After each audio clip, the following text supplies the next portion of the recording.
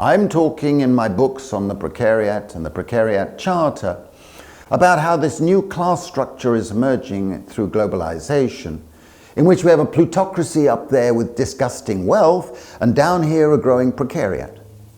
And that precariat consists of three factions.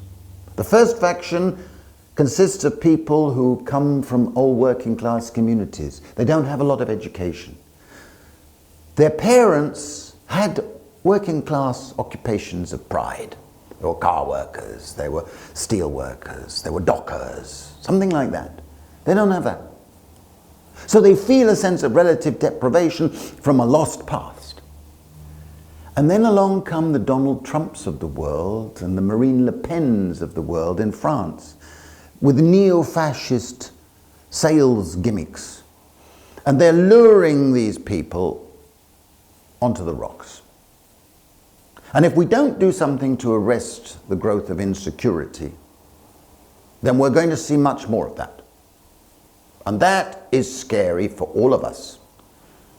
We're losing our sense of civilization through fostering an economic system that allows a minority, a growing minority, to be living in chronic insecurity. Now, unless enough sensible middle-of-the-road politicians and social scientists and ordinary human beings understand that, this is going to continue to grow.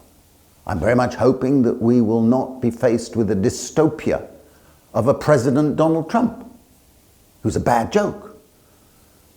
But we're dangerously close.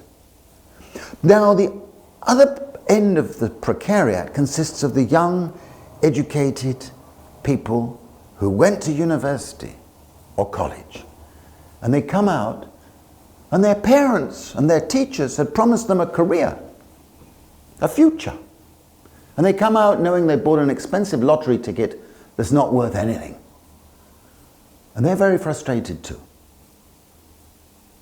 They won't go to the Donald Trumps or the Marine Le Pens or the Orbans of Hungary or whatever neo-fascist person of charisma comes forth in any country, New Zealand too.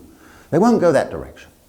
But they're frustrated, and they're looking for what I call a new politics of paradise. And this group, I'm finding wherever I address around the world, are open to new ideas and old ideas in a new context. And all of them are drawn to basic income. We are finding suddenly thousands and thousands of people are saying, yeah, that's a good idea. That's not only a good idea, but essential if we are going to arrest the growth of insecurity and this disgusting growth of inequality. We need new policies. We need to translate a dream of security for everybody into a reality. And a basic income offers that opportunity. No one should be misled into thinking it's unaffordable. There are lots of ways of affording a basic income for everybody. Nobody should be misled into thinking it's some sort of revolutionary leftist plot, some agenda of communism or ultra-socialism. That's rubbish. Because people on the left and people on the right with understanding of economics and social policy realize that actually it's a reformist measure. A Milton Friedman on the right can support a basic income because he can say, look, people can't be expected to be rational in a market economy unless they have basic security to be able to make choices. A person on the left can support a basic income because it is a modest way of redistributing income and giving people a sense of control over their lives and therefore a sense of bargaining power vis-à-vis any establishment figure, be it an employer, the state, the bureaucrats, etc.